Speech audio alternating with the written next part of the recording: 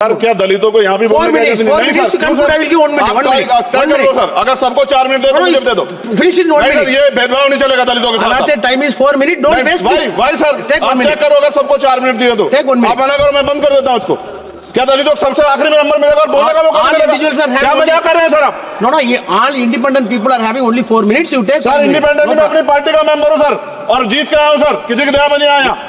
आज हम संविधान की गौरवशाली यात्रा पे बात करने के लिए चर्चा कर रहे हैं। कल से ये चर्चा चल रही है सर। मैंने बहुत सारे दोनों पक्ष के और जितने भी हमारे मेंबर है सुना सर, उनको बड़े बड़े नेता हैं सर। इसके भाग 1 में लिखा हुआ है India that is Bharat, Hindustan नहीं लिखा हुआ है सर। लेकिन सारे नेता संविधान पे चर्चा कर रहे हैं, लेकिन हिंदुस्तान ही कहेंगे, भारत कहने की हिम्मत नहीं जुटा पा रहे हैं। ये बड़ा सवाल है सर कि क्या संविधान के हिसाब से बात रखी जा रही है। मैं धन्यवाद दूंगा फूले साहू बाबा साहब अम्बेडकर को और मेरे नेता मान्यवर साहब श्री काशीराम को। 25 नवंबर 1949 को संविधान को सौंपते हुए डॉक्टर बाबा साहब अम्बेडकर ने कहा था कि 26 जनवरी 1950 को हम विरोधाभास भरे जीवन में प्रवेश करने जा रहे हैं। राजनीतिक जीवन में तो हमारे पास समानता होगी, लेकिन सामाजिक और आर्थिक जीवन में असमानता होगी। क्या ये चुनौती आज 73 साल बाद दूर हुई है? भारत ने 26 जनवरी 1950 को संविधान लागू होने के साथ खुद को एक संप्रभु लोकतांत्रिक और गणतांत्रिक राज्य होने का ऐलान किया।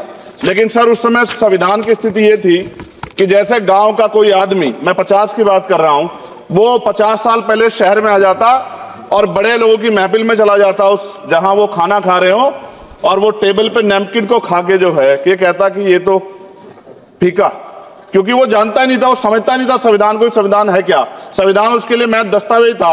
ये जिम्मेदारी थी राजनीतिक दलों पे कि वो संविधान को व्यवहार में लेके आते। और इसके इतने सारे आर्टिकल हैं, अगर इनको व्यवहार में लाया जाता तो मुझे लगता कि आज देश बहुत बदल गया होता। बाबा साहब ने कहा था कि लोकतंत्र भारतीय भूमि का केवल ऊपरी पोशाक है, उनके अनुसार यहाँ की संस्कृति अनिवार्य तौर पर लोकतांत्रिक है। भारत जैसे गरीब और गैर बराबरी वाले देश में संविधान के जरिए छुआछूत खत्म करना, वंचितों के लिए सकारात्मक उपाय करना, सभी वयस्कों के लिए मतदान का अधिकार देना और सबके लिए सम्मान अधिकार तय करना, ये बहुत बड़ी उपलब्धि थी सर।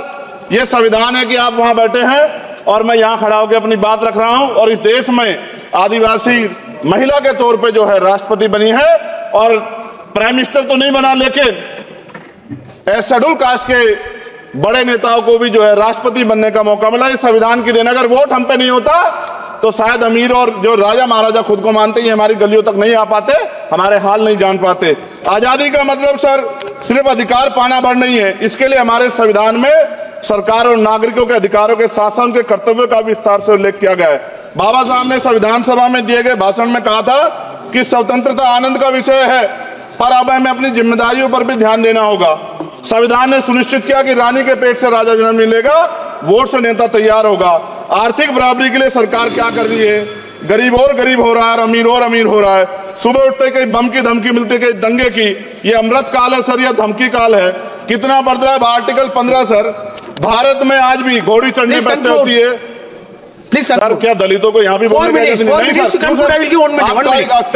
अगर सबको 4 मिनट दे दो सर, ये भेदभाव नहीं चलेगा दलितों के साथ। Time is 4 minute, don't waste भाई सर आप चेक करो, अगर सबको 4 मिनट दिए तो आप मना करो, मैं बंद कर देता हूँ उसको। क्या दलितों को सबसे आखिरी में नंबर मिलेगा और बोलने का मौका मिलेगा? क्या मजाक कर रहे हैं सर आप? नो ये all independent people are having only 4 minutes. You take sir, independent में अपनी पार्टी का मेंबर हूँ सर, और जीत के आया हूँ सर, किसी की दया में नहीं आया। Take 1 minute and finish sir. कल भी बोले तो एक दलीय पार्टी के लोग, आप मौका दो सर। मूछे रखने पर हत्या होती है, महिलाओं पे, छोटे मासूम बच्चों पर रेप हिंसा होती है। एनसीआरबी का डाटा देकर डर लगेगा। यही 1 किलोमीटर में संविधान को जला गया, और महाराष्ट्र के परभनी में अभी भी संविधान को नष्ट किया गया, उसकी कॉपी को। आर्टिकल 25-26 में संविधान में सभी को धार्मिक आजादी। कहाँ है दलितों की, मुसलमानों की, जैनों की, बौद्धों की, ईसाइयों की? छत्तीसगढ़ में सतनामी समाज को संविधान की अपनी धार्मिक आजादी के आधार पर जो है उनको अपमानित करके जेल में बंद कर दिया। संभल, अजमेर, अयोध्या सब इसका उदाहरण है। आज ये सरकार आलोचना डरती है। कितने लोग जेल में बंद है? मिरान हैदर, खालिद सैफी, उमर खालिद खान, सिफा खान, गुलफ्शा फातिमा और आजम खान साहब राजनीतिक विरोध में बंद है। सरकार यहाँ बैठी है, सरकार सामाजिक न्याय की बात करती है। बताए कितने दलित मुख्यमंत्री बना रखे हैं आपने? 13 ज्यादा सरकार स्टेट में सरकार है। कितनी महिला मुख्यमंत्री है? आपकी सरकार ने सुप्रीम कोर्ट के आदेश के बाद रिजर्वेशन प्रमोशन में जारी नहीं किया, और ओबीसी को पॉलिटिकल रिजर्वेशन आप देंगे नहीं देंगे, आप बताने का काम करें। मैं 75 साल की गौरव यात्रा में हम एक सभ्य समाज नहीं बना पाए, इसलिए जाति आधार पर SC ST OBC के बच्चों को प्राइमरी स्कूल से लेकर उच्च संस्थानों में भेदभाव किया जाता है। सरकार निरंकुश हो गई, कोई बुलडोजर से कार्रवाई करता है। कल मंत्री जी ने कहा हमने राष्ट्रीय पिछड़ा वर्ग आयोग बनाया, 69 शिक्षक भर्ती में उसकी सिफारिशों को नहीं माना। EWS के जरिए आपने संविधान पे आरक्षण के प्रावधान पे हमला किया। 1 मिनट में खत्म कर रहा हूं सर। संविधान सर, न्यायपालिका में आर्टिकल 124 ये कहता है सर, ये अधिकार जो है, Sanjay sir ji please conclude sir 1 minute में प्लीज संविधान में न्यायाधीशों की नियुक्ति का अधिकार राष्ट्रपति के द्वारा होना चाहिए, अभी तक नहीं हो रही है। All India judicial service commission कब बनेगा? क्या चंद परिवार ही सर जज बन सकते हैं? और आज हम सर, मैं सरकार से सवाल पूछना चाहता हूं सर, सेवाओं में SC ST OBC वर्ग का कितना प्रतिनिधित्व है? भारत सरकार के मंत्रालयों के अधीन PSU में, बैंकों, बीमा कंपनियों में और स्वच्छता संस्थानों में आउटसोर्स तथा कॉन्ट्रैक्ट पर वर्तमान कार्यरत कर्मचारी कुल कितनी संख्या है? आउटसोर्स और कॉन्ट्रैक्ट में कार्यबल SC ST OBC कितना प्रतिशत है? निजी क्षेत्रों में कार्यरत कर्मचारी उनके SC ST OBC की वर्ग लाभ। सर खत्म कर, लास्ट पॉइंट सर, मैं फिर स्पष्ट तौर पर कह रहा हूं सर, यहां बैठे SC और OBC के मेंबर से कह रहा हूं सर, उनको सामाजिक जिम्मेदारी का ध्यान भी रखना चाहिए। पार्टी के प्रति वफादारी के साथ साथ अपने वर्गों के प्रति ईमानदारी भी रखनी चाहिए। ईमानदारी नहीं होगी तो उन वर्गों का भला नहीं हो सकता, और हमें बहुत सरकारों से उम्मीद नहीं है। बहुत बहुत धन्यवाद सर। Thank you.